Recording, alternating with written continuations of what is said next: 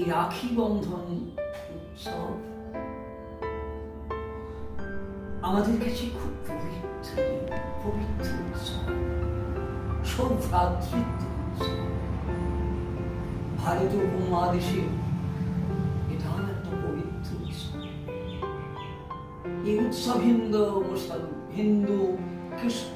হিন্দু, বৌদ্ধ, জৈন, শিখ সব সম্প্রদায়ের মানুষ এটা পালন করে।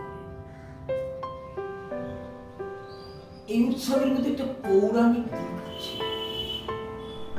একবার ভগবান শ্রীকৃষ্ণের কবজিতে আঘাত লাগে, দ্রৌপদী সঙ্গে সঙ্গে তার বস্ত্র ছিঁড়ে হাতটা বেঁধে দিয়েছিলেন। বিস্মিত এবং অভিভূত হয়েছিলেন ভগবান শ্রীকৃষ্ণ। শপথ নিয়েছিলেন, সংকল্প নিয়েছিলেন, প্রতিশ্রুতি দিয়েছিলেন, যদি কোনদিন দিন আসে তোমার ঋণ আমি শোধ করব।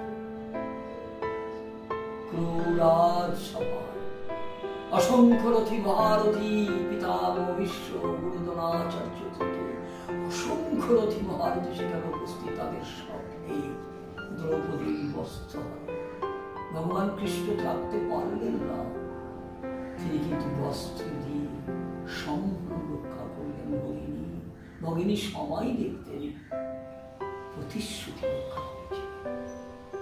এর মধ্যে আছে একটা ঐতিহাসিক কাহিনীও আছে। আলেকজান্ডারের সঙ্গে যখন পুরুর যুদ্ধ হয়, তখন আলেকজান্ডারের স্ত্রী রোজিনা পুরুর কাছে অনুরোধ করলেন, আপনি আমার স্বামীকে যেন আঘাত করেন না। ভগ্নী সাধারণ বলছি, পুরু কথা দিচ্ছি, তাই আলেকজান্ডারকে এর মধ্যে আর একটা পৌরাণিক কাহিনী আছে। যেমন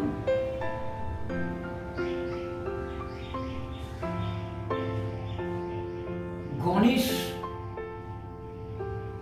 হাতে পায় ভগিনী রাখি পরিয়ে দিলেন।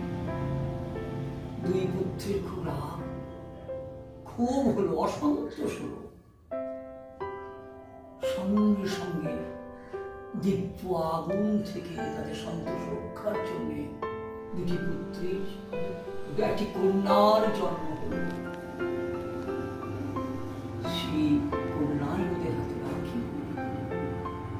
এরপর আসি সেই ঐতিহাসিক কাহিনী, সেই বঙ্গভঙ্গ আন্দোলন 1905 সালে 16 অক্টোবর স্বৈরাচারী লর্ড কার্জন যখন বাংলাকে দ্বিখণ্ডিত করতে চাইলেন, হিন্দু মুসলমান ঐক্যে কুঠারাঘাত করতে চাইলেন, ডিভাইড অ্যান্ড রুল। বাংলাই তো ভারতের স্বাধীনতা আন্দোলনের একটা পীঠস্থান। বাংলা, মহারাষ্ট্র, পাঞ্জাব, সেই বাংলাকে যদি দ্বিখণ্ডিত করা যায়, তাহলে ঐক্য, হিন্দু মুসলমানের ঐক্যকে নষ্ট করা দরকার। আইন পাশ করে দিলেন, জারি হয়ে গেল 16 অক্টোবর 1905 সালে বঙ্গভঙ্গ। রবীন্দ্রনাথ বসে থাকেনি, তিনি মসি ছেড়ে মসি ধরেছিলেন। তিনি গান রচনা করেছিলেন, বাংলার মাটি, বাংলার জল, বাংলার বায়ু, বাংলার ফল, পুণ্য হোক, পুণ্য হোক, পুণ্য হোক হে ভগবান।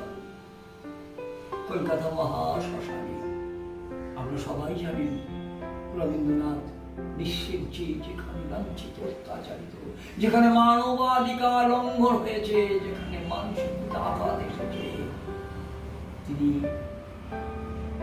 সেদিন কিন্তু রাস্তায় নামলেন, তিনি কলম ধরলেন। কলকাতা মহাশ্মশানে স্নান করে নগ্ন পায়ে হিন্দু মুসলমানের হাতে রাখি পরিয়ে দিলেন। রবীন্দ্রনাথ হিন্দু মুসলমান উভয় সম্প্রদায়ের হাতে রাখি পরিয়ে দিয়ে সৌভ্রাতৃত্বের বন্ধনে আবদ্ধ করলেন, একটা ইতিহাস সৃষ্টি করলেন। স্বাধীনতা আন্দোলন তো ত্রিধারা,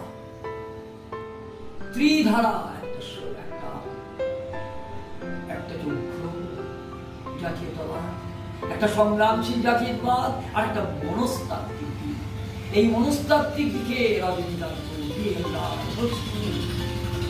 বঙ্কিমচন্দ্র আর রবীন্দ্রনাথ এরা অসংখ্য কবি, সাহিত্যিক, মনীষী যারা তাদের লেখনীর দ্বারা স্বাধীনতা আন্দোলনকে ত্বরান্বিত করেছে। রবীন্দ্রনাথ তাদের মধ্যে একজন কলকাতার মহাসরকারকে তিনি রাখি করিয়ে দিলেন, রাস্তায় বেরোলেন।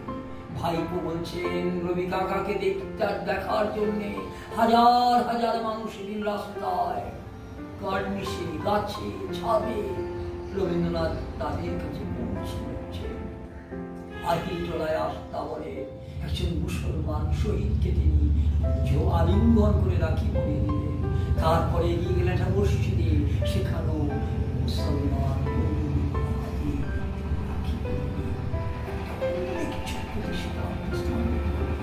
তাই আজকে আমাদের রাখি বন্ধন উৎসব, আমরা সবাইকে ভ্রাতৃত্বের বন্ধনে আবদ্ধ করে রবীন্দ্রনাথের কণ্ঠ বলি, কবিতা দিয়ে বলি, এসব ব্রাহ্মণ সুচি কর্ম ধরো ভাত সমাগম।